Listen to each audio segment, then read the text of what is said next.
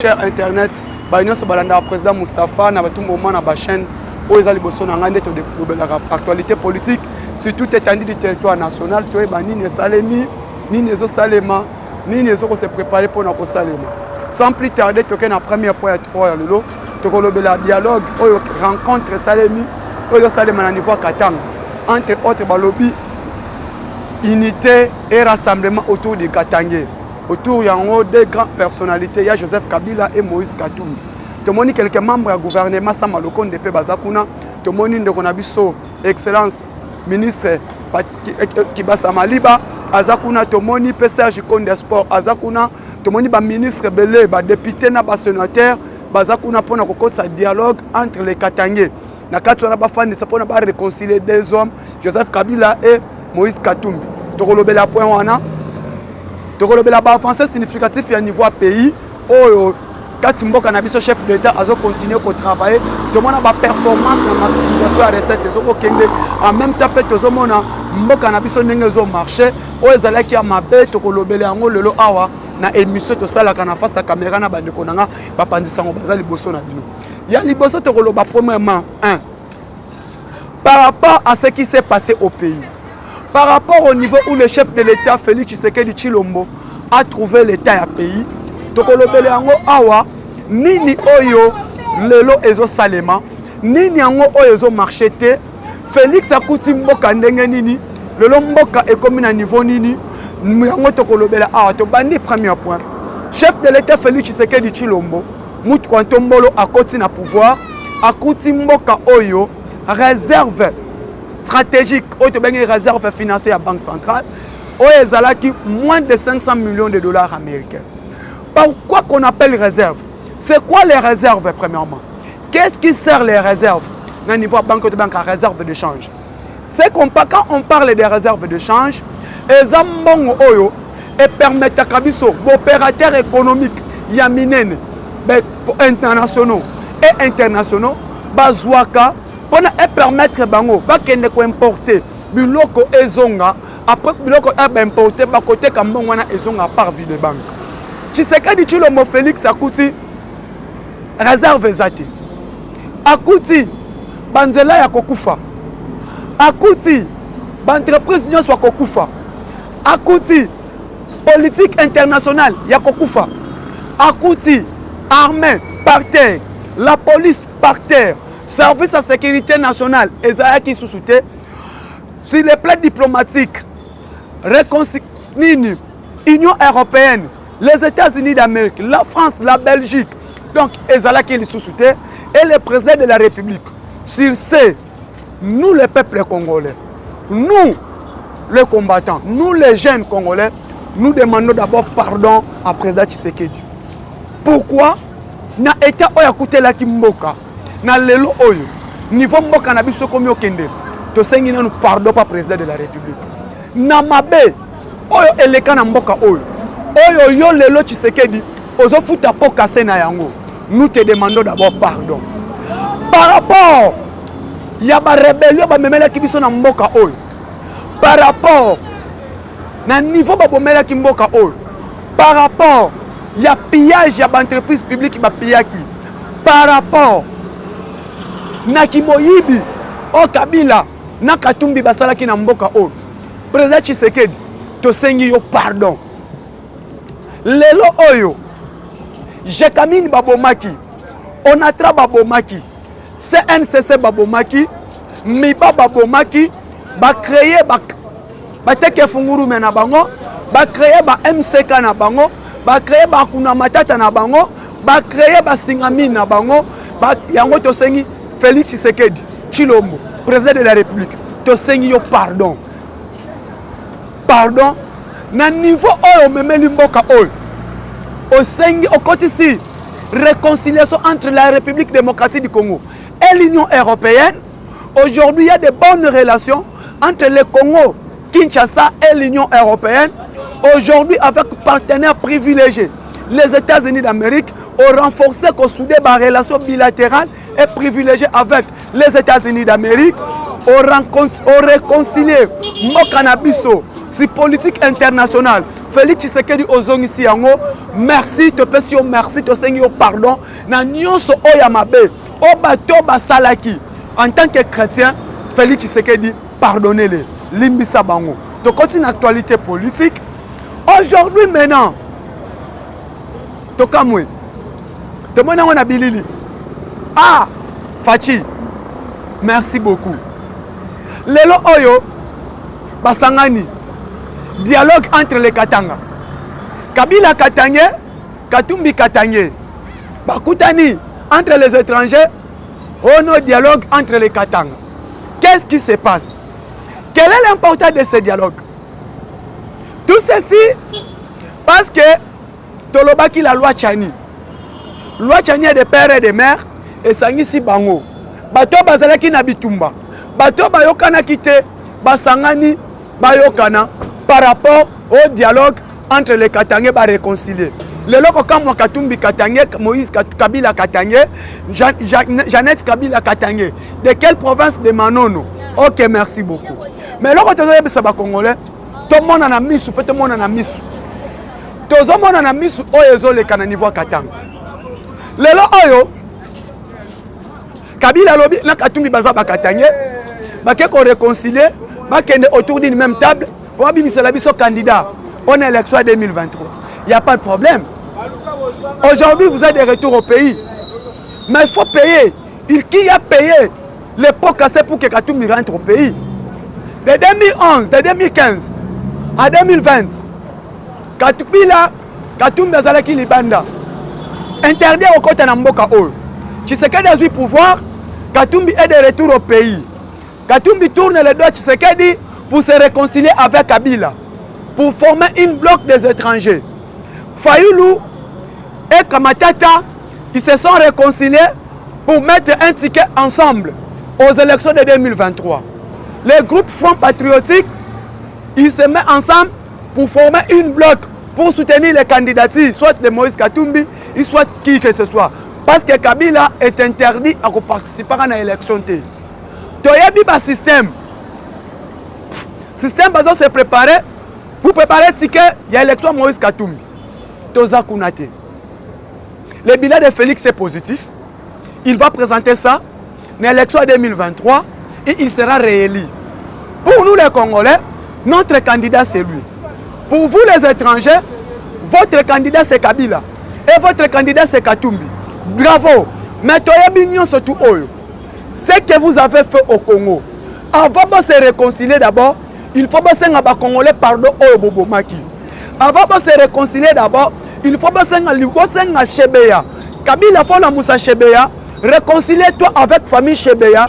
Réconcilie-toi avec famille Bazana. Réconcilie-toi avec famille Yerosi Mukendi. Réconcilie-toi avec famille Thérèse Kapangala. Réconcilie-toi avec les combattants de l'IDPS. Au Otumba qui n'a permanence. Après qu'on s'en pardon.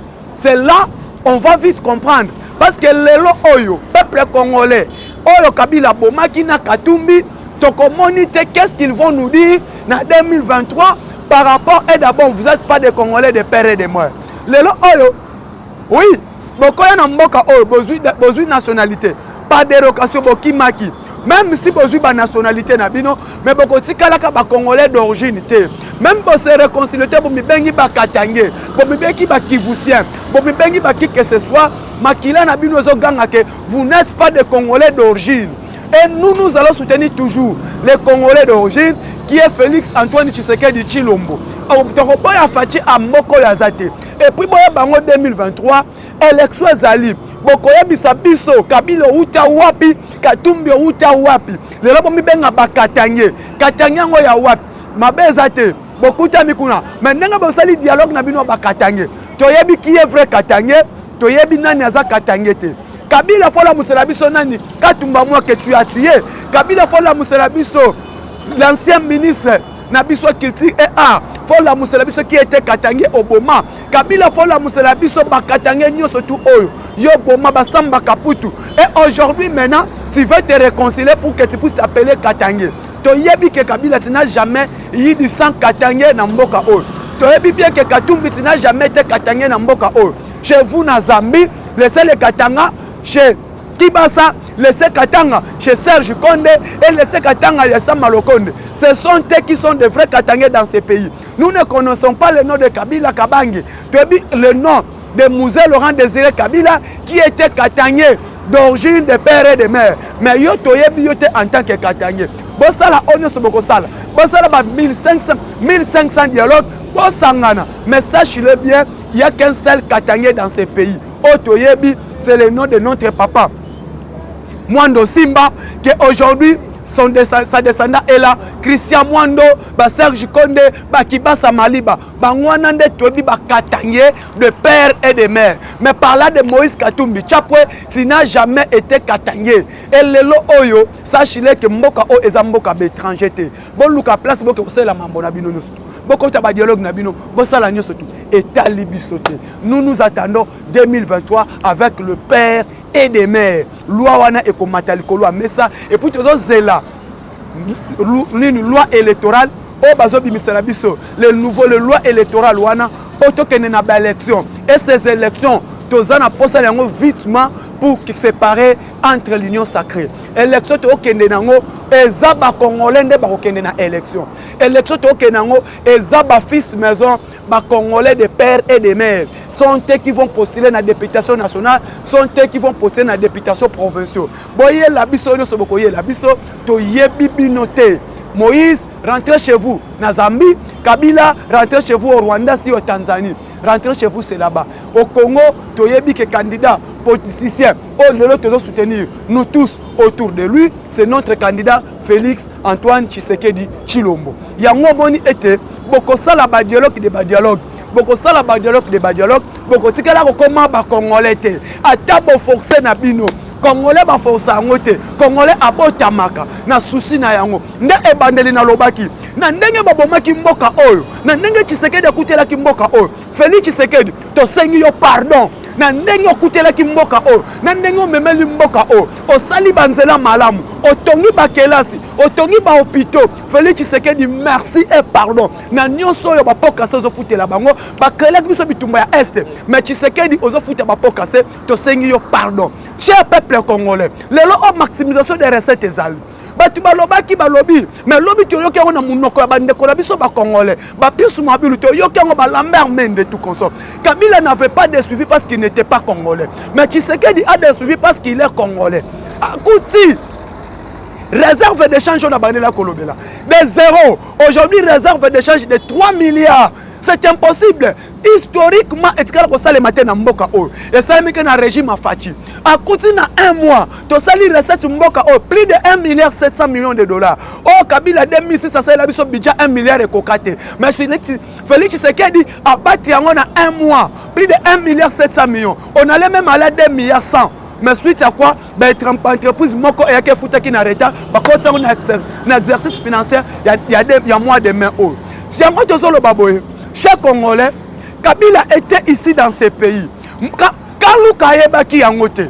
Kabila était ici dans ces pays. Nselema Lukayebaki Yangote. Il connaît seulement Kingakati. Mais aujourd'hui, grâce à leadership à Félix Tshisekedi, quand Luka est ami président de la République, et plus sur 3 pommes modernes. Tout ceci pour développer notre pays. Grâce à la vision au Azanango, désenclaver Congo-Kinshasa, désenclaver République démocratique du Congo. Kabila était dans ces pays. Il n'a jamais pensé que Lelo au lobby Oyo, Nzela ya Mwanda pour ma place, na hôtel yale qui n'avait pas Tchango Macadam. Mais grâce à leadership à Félix Tshisekedi, il y a des bombes à Mwanda à Macadamizango à Tchango Béton. Grâce à Félix Tshisekedi, Lelo, bon, alors pour faire banana et Kosalema. Grâce à vision chef de l'État, Namboka o, Tomoni yango, Nzela o en oubliette. Elenge salelo leadership à Tshisekedi, Nzela wana ezui Béton. A désenclaver comme Nyamakala. Lelo o, même temps. Lemba foire avenir qui coûte bande konanga bona poto o ba fandi Kinshasa. Boko mona ke Nzela wana e bandi de commune africaine e bandi na Lemba e koti ngaba e koti makala e bimi bumbo keselemba e sali croisement na monga fula. Grâce à vision chef de l'État qui s'appelle Félix Antoine Tshisekedi Tshilombo mwana mai. Grâce à Félix Tshisekedi Tshilombo aye. Nzela se komaf bana poto bokenda njil bana njil. Obakena potokala. Nzela wana grâce à leadership à Félix Tshisekedi Tshilombo ezoko salema. Grâce toujours ya leadership na ye, na bonne volonté na ya ko avancer pays, au mani être à celle biso deux grands usines ya mai. deux grands usines à maille. Il y a Lemba Imbu na ya Ngalema. Lelo wana eza vision pour permettre batu ya Mongafula, batu ya Ipeni, tout consort wana bazwa maille atan na ndenge lengo bani. Grâce à vision na ye, ba transformateur à sika courant ezo kote na mboka o.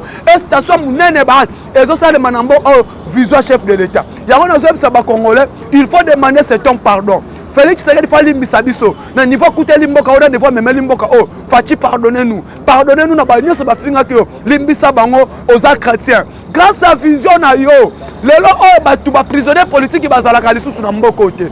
Ba prisonnier politique kalezalaki ceux qui ba critiquer un ancien président de la République, bazouye bakange ba tienne à prison. Mais les loba journalistes ba côté sous prison.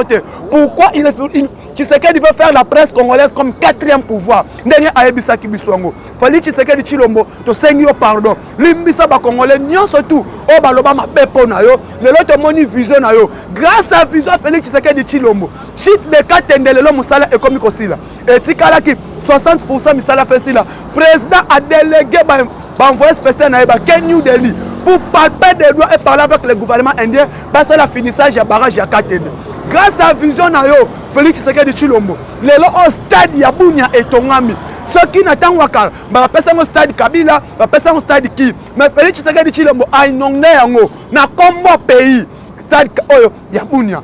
Mais, na 3 ans, 1095 jours, à la tête du pays, voilà ce qui s'est passé. Grâce à la vision de Félix Tshisekedi Chilombo, au Colombo Congo, à Kinshasa, ti Lubumba Mbujimai, ti passe Mouaneditu, puis passe partout au Kende. Makadam, Nzela Eza Malab. Merci beaucoup. Félix Tshisekedi, to sengi yo pardon. Na nyonso oyo to balobaki mabepo na yo. Félix Tshisekedi, to sengi yo pardon. Ce qui reste maintenant à Félix Tshisekedi, c'est que vous devez faire pour nous, d'abord, comme tu voulais réconcilier tous les Congolais autour d'une même table. Congolais, nous surtout fils maison, Baza Congolais à se sentir à l'aise. Dialogue initié.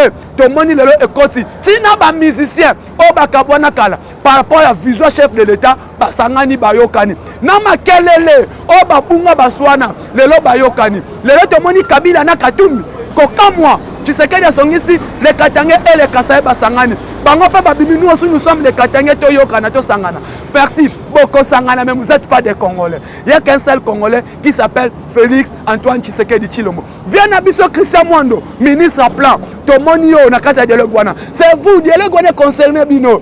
Et concerné Katumbina Kabila Te. Viens à Biso Christian Mwando, excellence. Excellence Kibasa Maliba. Excellence Serge Konde. Bino Nyon surtout.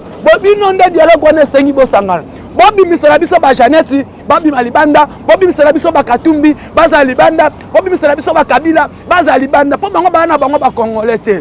Balingi mboka oyo te. Soki balinga ki mboka oyo, mbele baboma ki jekamini te. Soki balinga ki mboka oyo, mbele baboma ki mibate. Soki balinga ki mboka oyo, mbele baboma ki SNCC te. Soki balinga ki mboka oyo, mbele baboma ki Onatra te. Soki balinga ki mboka oyo, mbele bakaya ki port mususu te na kati ya port Matadi. Ils ont créé un port international dans une na kati ya port international. Grâce à vision Tshisekedi, tolobi boye ba port allons ba port privé ezoko kufa na yango. Na vision chef de l'État, tolozong sa port ya Matadi ini et moko. Un seul port que nous serons, le port ya Matadi. Grâce à vision na yo, neto bisi vient na biso Christian Mwando, pèse-toi na dialogue wana. On faut y bandani aza katange na nyazate. To ena état sécurité pays. Na état sécurité pays, Tshisekedi Tshilombo akuti maladi, akuti bitumba na este. 470 groupes armés. Fachi o akuta na mboka oyo. Lelo ba groupe armé etikali au moins 5. O eza fort, eza Kodeko na ADF Nalu na M23. Le M23 c'est Kabila, le M23 c'est Katumbi. Le M23 c'est les secteurs généraux ya Kabila. O baza ba généraux ya mabeba rwandais ba étranger. Kabila est abomi le biso armé, Kabila est abomi le biso nyon surtout. Mais Fachi aye azo futa ba po cassé. Le guerre à est, petit à petit d'ailleurs que la vision chef de l'État avant que 2023, avant que 2023 oh Fachi a encore sa kimia na est à Congo. Parce que je crois en lui, je connais cet homme que je parle, l'homme de Félix Tshisekedi Tshilombo. Vision aye. O alinga kumbela biso na mboka oyo yango tozo senga ba Congolais to lingana nu Félix to linga mboka soki to lingi Félix to lingi mboka oyo to soutenir vision na po to tombola nkita mboka oyo lelo o guerre crise frappé biso mondial bitumba oza na est na biso est mboka na biso son armée na biso eza infiltré et puis armée na biso Kabila bomaki yango ndenge tolobaka ke soki étranger aye un diable aye na kati ya mboka eloko liboso abomaka armée abomaka éducation yango moni Kabila abomelaki biso armée abomelaki biso éducation bana batangaka lisusu te.